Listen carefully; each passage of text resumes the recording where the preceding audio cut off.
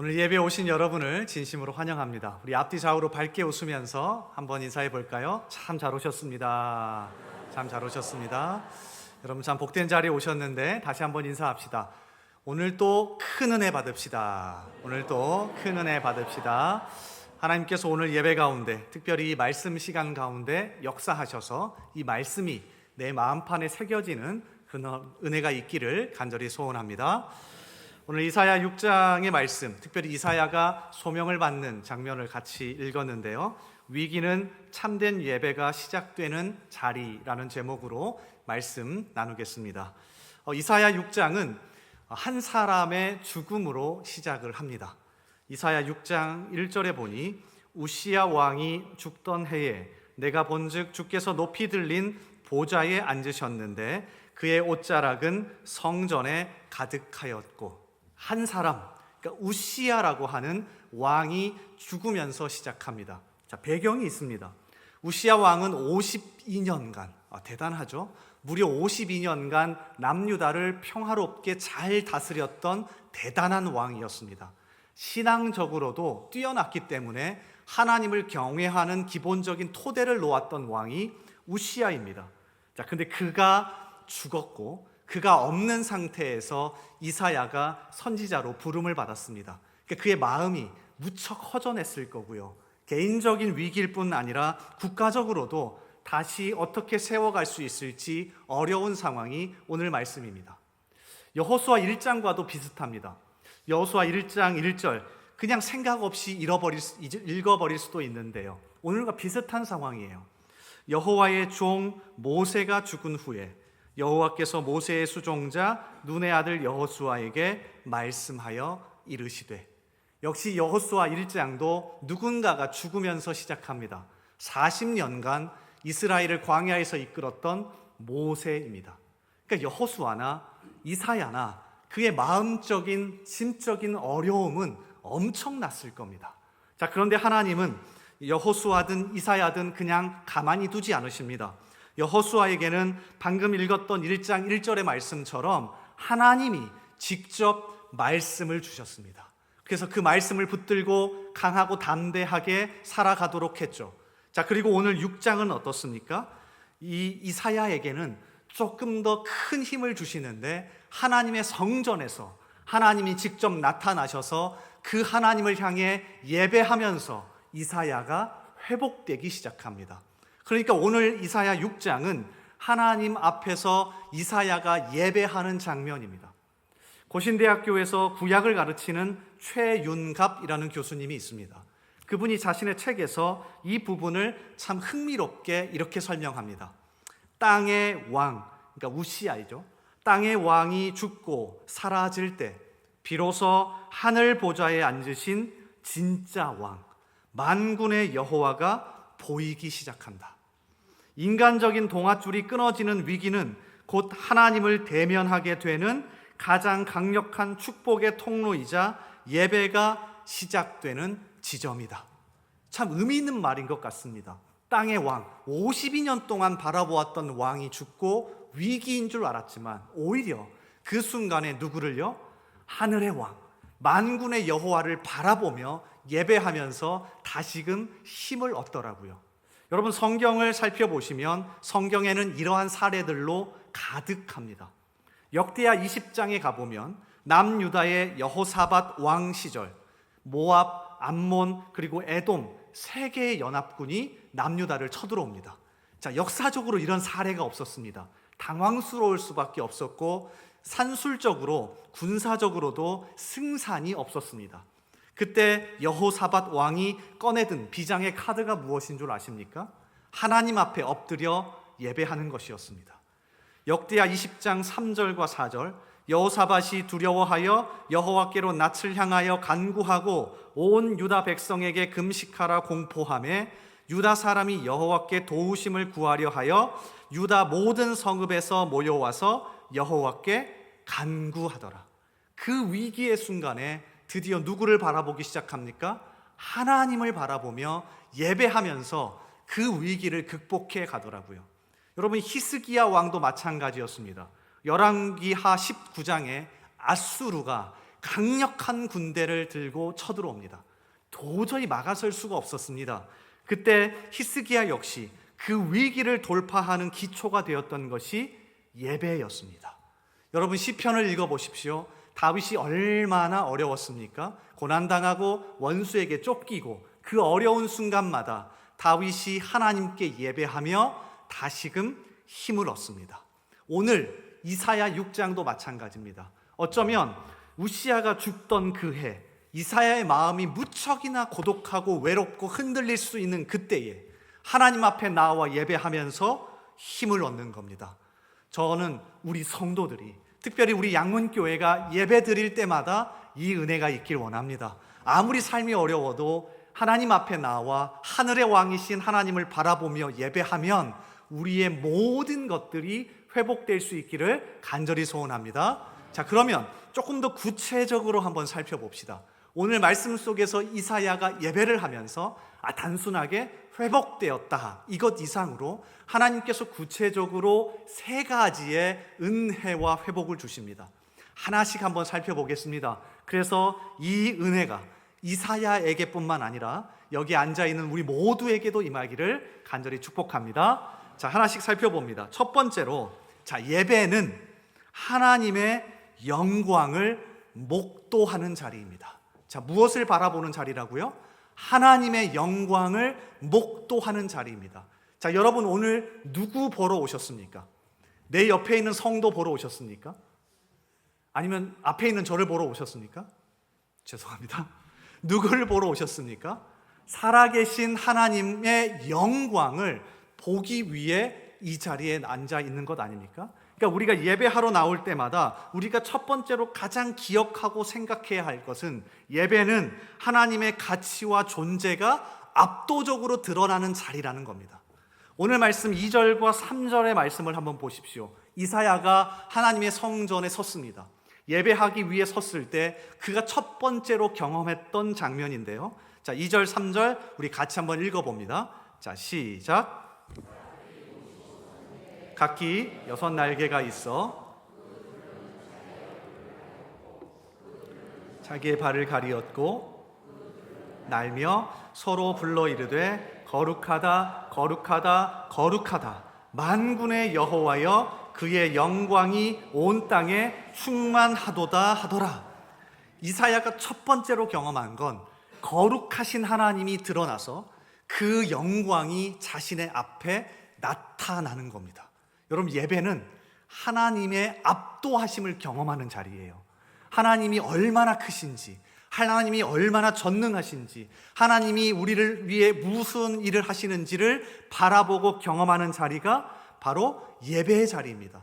그래서 구약 성경을 읽어보면 이 예배드리는 장소를 건축할 때마다 하나님은 상징적으로 우리에게 보여주셨던 게 있습니다. 바로 하나님의 영광이 가득한 장면이에요. 자, 출애굽기 40장 34절에 보면 처음으로 그들이 예배드릴 수 있는 성막이라는 것을 만듭니다. 물론 이동식이긴 했지만 한 자리에 이렇게 세워둘 수 있었습니다. 자, 그 성막이 완성되었을 때 출애굽기 40장 34절에 구름이 회막에 덮이고 여호와의 영광이 성막에 충만했습니다. 사람들이 바라봅니다. 우리가 예배하기 위해 저 성막에 가는데 그 성막 위에 구름이 가득하고 하나님의 영광이 압도했습니다. 자, 그러면 그들은 무슨 생각을 했을까요? 예배는 하나님의 영광을 경험하는 자리다.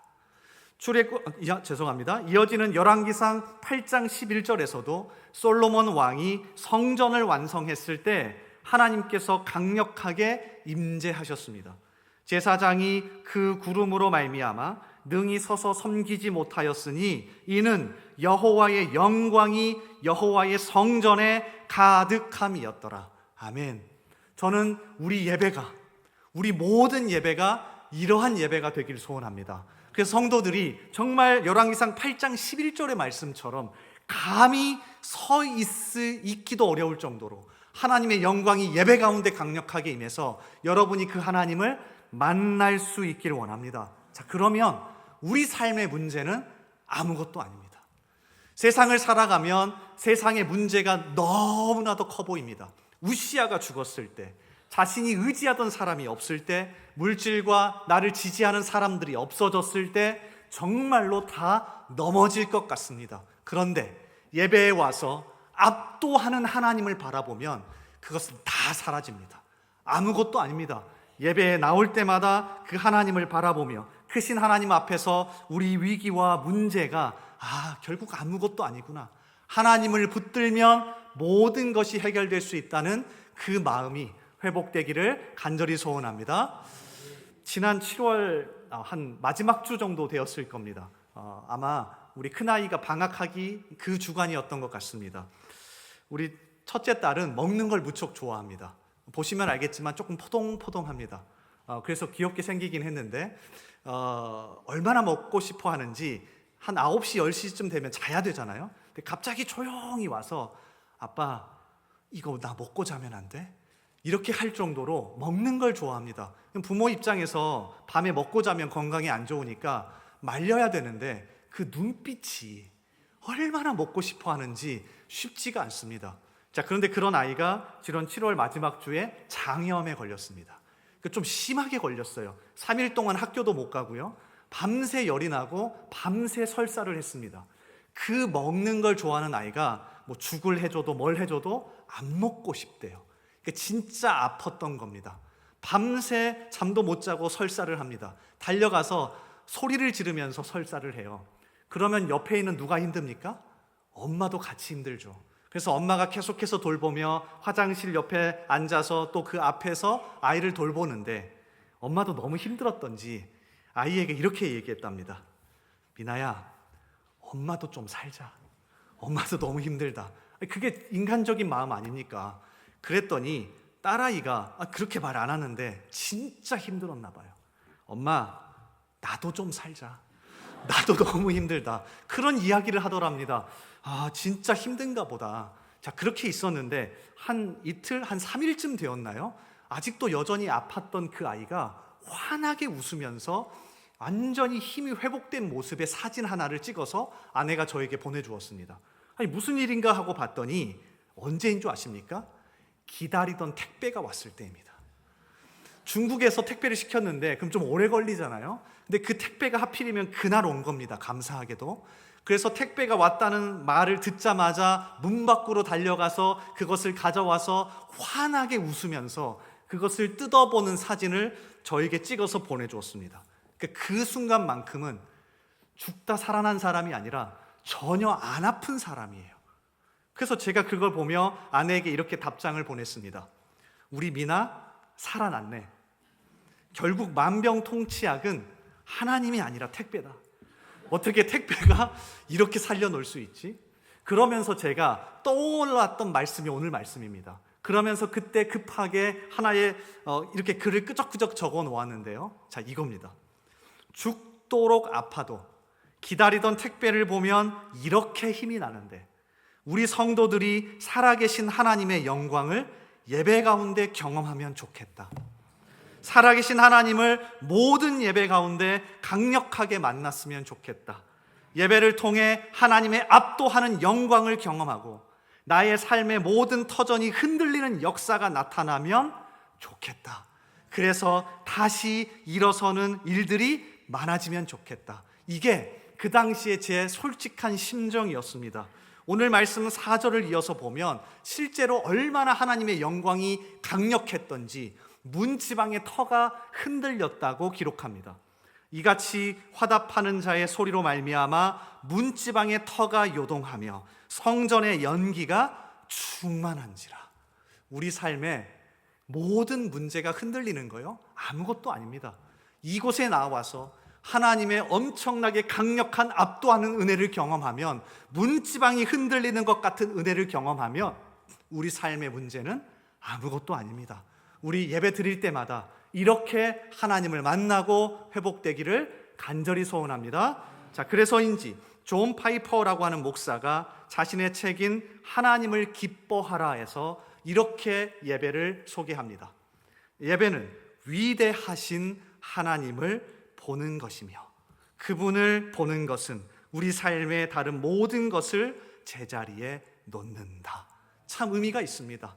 예배 때마다 이 은혜를 경험하기를 간절히 소원하고 축복합니다.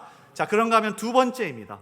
이사야를 통해서, 예배를 통해서 주신 두 번째 깨닫게 하시는 은혜는, 예배는 자신의 죄악을 회개하며 깨끗하게 하심을 경험하는 자리입니다. 자, 예배는 누구의 죄악을요?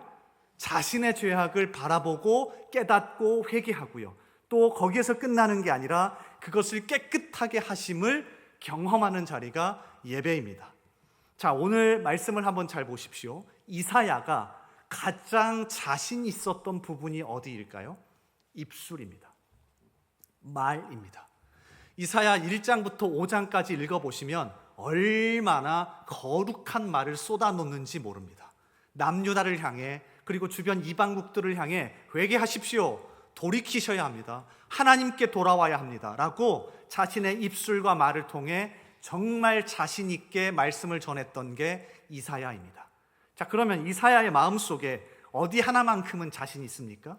하나님, 제가 다른 건 몰라도 제 입술, 제 언행, 제 이 말은요 거룩합니다, 자신 있습니다 라고 아마 마음속으로 생각했을 겁니다. 자, 그런데 하나님 앞에 서자, 거룩하신 하나님, 그 하나님의 영광 앞에 예배를 통하여 서자, 자, 무엇이 보이기 시작합니까? 내 자신의 입술이 보이기 시작합니다. 가장 자신이 있었고 다른 사람을 정죄할 수 있었던 유일한 도구였는데 그 입술이 얼마나 더럽고 부정한지가 보이기 시작해요. 자, 오늘 5절 말씀을 다시 한번 읽어보겠습니다. 띄워주실래요? 우리 6장 5절 말씀 같이 읽습니다. 자, 시작.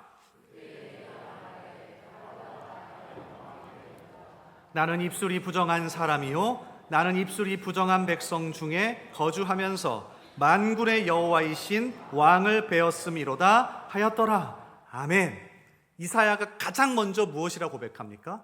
하나님을 향하여서 하나님 대단합니다, 이 고백보다 그 밝은 빛 가까이 가니 자신이 자랑하던 입술의 부정함이 보이기 시작합니다. 우리는 언제 다른 사람을 정죄하며 다른 사람을 향하여 손가락질합니까? 적어도 그 부분만큼은 내가 그 사람보다 뛰어나다고 생각했을 때입니다. 예배 일찍 나오시는 분들은 누구를 정죄합니까? 예배 시간에 늦게 오는 사람들을 향하여 손가락질합니다. 왜 그렇습니까? 나는 일찍 와, 괜찮아. 열심히 섬기는 사람들은 섬기지 않는 사람들을 향해 정죄합니다. 왜 그렇습니까? 나는 열심히 섬기는 사람이야, 너는 아니잖아. 그런데요, 진짜 강력한 하나님의 은혜와 영광 앞에 서면 다른 것 안 보인답니다. 내 안에 더러운 것, 내가 자신 있어 하던 것들, 하나님, 제가 결국엔 죄인입니다, 연약한 존재입니다, 하나님이 붙들어 주지 않으면 살 수 없습니다 라고 고백하더랍니다. 우리의 예배를 통하여서 우리가 이 자리에 나올 때마다 여러분, 이 은혜가 있길 바랍니다. 그래서 예배를 잘 드리면, 예배를 통하여 하나님을 만나면 손가락질하고 정죄하는 게 아니라 내 자신의 죄를 먼저 들여다보고, 하나님, 제가 진짜 변해야 됩니다, 제가 엎드립니다 라고 고백할 수 있기를 소원합니다. 여러분, 성경을 보십시오. 정말 이러한 사람들로 가득합니다. 욥 아십니까? 욥기를 읽어보면 욥이 참 불쌍합니다. 욥기 1장부터 어떻게 시작하냐면 욥이 얼마나 선했는지, 얼마나 정의로웠는지, 욥이 얼마나 신앙이 좋았는지가 1장에 쭉 소개됩니다. 근데 2장부터는 이유 모를 고난과 어려움 속에 있었습니다. 그리고 친구들도 말합니다. 이유가 없지 않다, 너 회개해야 한다, 너 죄가 많다. 그러나 욥은 인정할 수 없었습니다. 실제 욥이 죄 때문에 고난받은 것도 아닙니다. 자, 그런데 욥의 태도가 중요합니다. 처음에는 당당했던 그가 욥기 뒷부분으로 가서 드디어 전능하신 하나님, 그리고 온 세상을 만든 창조하신 하나님을 눈앞에 대면하게 됩니다. 자, 그러자 욥이 무엇라 고백하는 줄 아십니까? 42장 5절에서 6절인데요 우리 한번 같이 읽어봅니다. 자, 이 말씀이 욥의 고백뿐만 아니라 하나님 앞에 섰을 때마다 우리의 고백이 되길 바라면서 우리 한번 같이 읽어봅니다. 자, 시작. 내가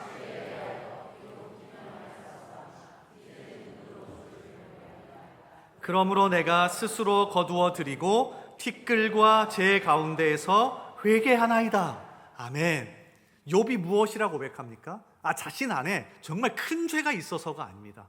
거룩하신, 전능하신 하나님 앞에 서자 자신의 연약함과 나의 한계와 나는 하나님이 붙들어야 살 수 있구나, 이것이 깨달아지기 시작하죠. 요한계시록 1장도 마찬가지입니다. 요한계시록은 사도 요한이 정말 나이가 지긋이 많이 들었을 때 산전수전 다 겪고 하나님에 대해서 다, 그리고 성도와 교회에 대해서 너무나도 많이 아는 상황에서 기록한 성경입니다. 그런데 요한계시록 1장에서 거룩하신, 전능하신 그 주님의 영광을 바라보자 요한이 이렇게 고백합니다. 계시록 1장 16절과 17절, 그의 오른손에 7 별이 있고 그의 입에서 좌우에 날선 검이 나오고 그 얼굴은 해가 힘있게 비치는 것 같더라. 내가 볼 때에 그의 발 앞에 엎드려져 죽은 자 같이 되매. 여러분, 이게 하나님 앞에 선 사람의 기본적인 태도입니다. 겸손합니다. 다른 사람 바라볼 게 없습니다. 너 잘해야 할 게 없습니다. 정말 예배를 통해 하나님 앞에 서면 내 자신이 얼마나 연약한지, 내 입술이, 내 마음이, 내 생각이 얼마나 연약한지 깨달아서 어떻게 할 수밖에 없다고요? 엎드릴 수밖에 없습니다. 그러면 하나님이 어떻게 하십니까? 이게 더 중요한 진리입니다. 그 다음에 하나님이 우리를 가만두지 않으시는 게 아니라 우리의 죄를 깨끗하게 하십니다. 우리의 연약함을 회복하십니다. 하나님, 저 하나님 없으면 안 됩니다, 저 연약합니다라고 엎드릴 때 하나님이 십자가의 은혜로 우리를 다시 일으키시죠. 그 말씀이 오늘 6절과 7절입니다. 띄워주실래요? 우리 한번 다시 같이 읽어봅니다. 시작. 그때에 그 스랍 중에 하나가 부젓가락으로 내게로 날아와서 그것을 내 입술에 대며 이르되, 보라, 이것이 내 입에 닿았으니 내 악이 제하여 졌고 내 죄가 사하여 졌느니라 하더라. 아멘. 하나님은 가만히 두지 않았습니다. 엎드려 있는 그 이사야를 향하여 제단에서 숯을 하나 가지고 와서 그 불붙은 숯으로 입을 대어 깨끗하게 하셨습니다. 여러분, 상징적입니다. 제단은 어디입니까? 번제단을 뜻합니다. 번제단은 희생제사를 드리면서 죄를 용서하는, 속죄하는 일이 일어났던 곳입니다. 그리고 현재 신약시대에 와서 이것은 무엇으로 완성되었습니까? 예수 그리스도의 십자가와 부활로 완성되었죠. 그래서 히브리서 9장에서 히브리서 기자가 이렇게 선포합니다. 그리스도께서는 장래 좋은 일의 대제사장으로 오사 손으로 짓지 아니한 것 곧 이 창조에 속하지 아니한 더 크고 온전한 장막으로 말미암아 염소와 송아지의 피로 하지 아니하고 오직 자기의 피로 영원한 속죄를 이루사 단번에 성소에 들어가셨느니라. 아멘. 무엇이라 말합니까? 예수님이 십자가의 그 보혈로 영원한 대제사장과 제물이 되어 우리를 깨끗게 하셨답니다. 오늘 이사야 6장은 이 부분을 먼저 보여줍니다. 예배를 통해 자신의 죄를 깨닫고 하나님 앞에 엎드린 사람에게 하나님은 십자가의 은혜가 얼마나 큰지를 나타내 보여주십니다. 여러분, 예배는 이 은혜를 경험하는 자리입니다. 예배는 다른 것이 아니라 하나님이 얼마나 크시고 그 앞에 나는 정말 하찮고 죄인이지만 그럼에도 하나님이 예수님을 통해 우리의 죄를 용서하시고 지금도 그 보혈의 능력으로 함께 하심을 깨닫는 자리. 그래서 겸손합니다. 그래서 남을 정죄하지 않습니다. 그래서 예배를 드리고 나가면 다 같이 온순한 양이 되어 서로를 섬기며 서로를 사랑하며 서로를 다시 한번 세워줄 수 있는 거죠. 우리 모든 성도들이 이러한 예배 은혜가 가득하기를 간절히 소원하고 축복합니다. 그런가 하면 마지막 세 번째입니다. 마지막 세 번째 참 중요한데요. 예배를 통하여서 무엇이 회복됩니까? 소명이 회복됩니다. 예배는 소명을 회복하는 자리입니다. 하나님이 은혜를 주셨습니다. 그리고 거기에서 끝나지 않고 우리의 역할도 있다고 말합니다. 이사야가 아주 참 독특하게도 이어지는 8절에서 하나님이 이사야에게 이렇게 말씀하십니다. 8절 말씀을 띄워주십시오. 내가 또 주의 목소리를 들으니 주께서 이르시되 내가 누구를 보내며 누가 우리를 위하여 갈고 하시니 그때에 내가 이르되 내가 여기 있나이다 나를 보내소서 하였더니. 아멘. 잘 보십시오. 이 순서와 흐름을 보셔야 합니다. 우리가 교회에서 섬기고 또 하나님의 주신 소명과 사명을 감당할 때 힘이 들고 지치고 어렵습니다. 이유가 무엇입니까? 순서가 잘못되었습니다. 우리는 일을 너무 강조합니다. 해야 합니다. 뭐 해야 합니다. 여러분 새 가족이 들어오시면 눈에 혈안이 뜨고 보지 않습니까? 저 사람 목소리가 좋은데 찬양대 시켜야겠다. 저 사람 좀 괜찮은데 목자 시켜야겠다. 저 사람 좀 좋은데 저거 다른 섬김과 봉사를 시켜야겠다. 일하는 거 좋습니다. 많이 하셔야 합니다. 그리고 전 교인이 다 하셔야 합니다. 그런데 순서가 있습니다. 하나님이 이사야에게 찾아오셔서 이사야 6장에서 이사야야 이리 와봐라, 너가 일 좀 해야겠다 이렇게 말씀하지 않으십니다. 하나님은 먼저 은혜를 주십니다. 하나님이 먼저 무슨 일을 하셨는지 이사야를 통하여서 또 예수 그리스도를 통하여서 하나님이 무슨 일을 하셨는지를 깨닫게 하신다고요. 압도하는 하나님의 영광, 그 앞에 죄를 깨닫고 엎드렸을 때 죄를 용서해 주시는 은혜, 이게 깨달아지고 나면 그제서야 하나님이 말씀하시는 겁니다. 내가 누구를 보내며 누가 우리를 위하여 갈고 하시니. 그러자 이사야가 무엇이라 말합니까? 여러분 이 질문, 하나님의 질문에서 여러분 좀 독특한 것을 찾으셨습니까? 여러분 이 질문을 만약에 누군가가 어떤 사람이 여러분에게 했다면 여러분 이렇게 말할 겁니다. 어디로 가야 합니까? 무슨 일을 해야 합니까? 그리고 제가 감당해야 할 일은 무엇입니까? 이렇게 답변하는 게 정상입니다. 여러분 만약에 우리 담임 목사님이 불러서 집사님 일 하나 해야 될 것 같아. 그러면 제가 무슨 일을 해야 합니까? 이렇게 말하지 않겠습니까?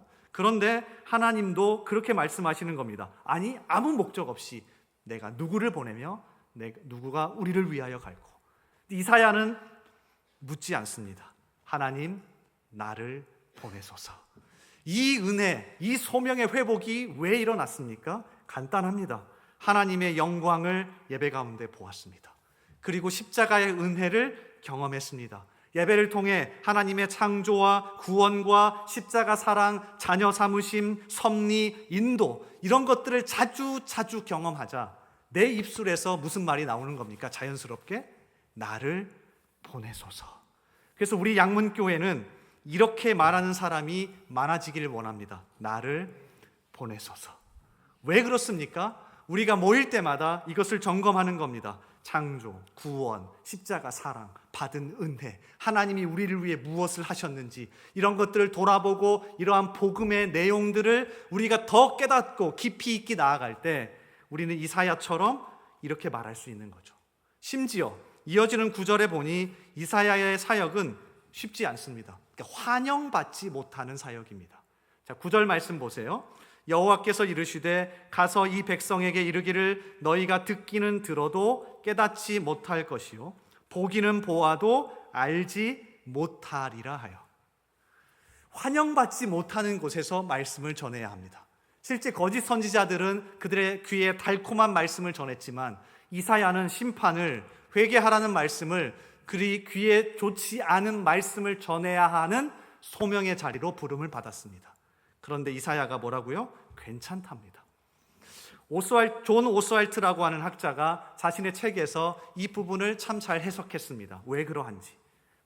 죄 사함의 은혜를 경험하자 그는 하나님의 부르심에 즉시 응답할 수 있었다. 하나님이 먼저 하셨고 이사야는 그 은혜에 응답했다. 여러분 이게 중요합니다.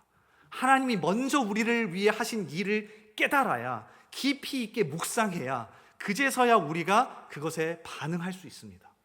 이사야의 헌신은 죄책감 때문에 억지로 나온 것이 아니라 은혜를 경험한 사람의 자유로운 응답이다. 우리에게도 이 은혜가 있기를 간절히 소원합니다. 오늘 말씀을 준비하면서 영화 하나가 생각났습니다. 꽤 오래전에 본 영화인데요, 2014년에 개봉한 퓨리라고 하는 영화입니다. 혹시 보신 분 있습니까?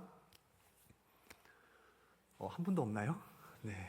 영화도 안 보시고 드라마도 안 보시고 성경도 안 보시고 뭘 보시겠습니까? 자, 퓨리라는 영화를 봤는데 저는 이 드라마나 영화를 보면서 이게 좋은 습관인지 나쁜 습관인지 모르겠는데 딱 어떤 한 장면에서 설교나 또는 말씀과 연결되면 좀 기록해 놓는 습관이 있습니다. 핸드폰이나 이런데. 그래서 좀 집중해서 영화 작품을 감상해야 하는데 꼭 뭔가 설교거리를 얻기 위해서 보는 것처럼 그건 좀 좋지 않은 것 같습니다. 자, 어쨌든 이 퓨리라고 하는 영화는 2차 세계대전 당시에 한 미군에 관한 영화입니다. 특별히 그 미군 중에서도 전차에 관한 영화인데 이 전차 한 대가 주인공이에요. 전차 한 대에 보통 5명이 당시에 탔답니다. 그러니까 전차장, 그리고 포수, 조종수, 장전수, 기관총 사수, 그 좁은 공간에 5명이 자신의 역할을 이렇게 하면서 살아남아야 합니다. 주인공 전차장이 누구냐면 여러분 잘 아시는 브래드 피트입니다. 아주 멋진 배우가 열연을 했는데요. 이 5명 중에서 제가 참 인상 깊게 보았던 역할은 바이블이라고 하는 이름으로 나오는 사람입니다. 자, 이름부터 심상치 않죠? 바이블, 성경입니다. 자, 그래서인지 그 5명이 전차 안에서 전투를 하고 또 이동을 할 때 끊임없이 말씀을 읽고 설교를 해줍니다. 목사는 아닙니다. 그런데 그 5명들에게 계속해서 말씀을 전하고 그 말씀을 가르쳐 줍니다.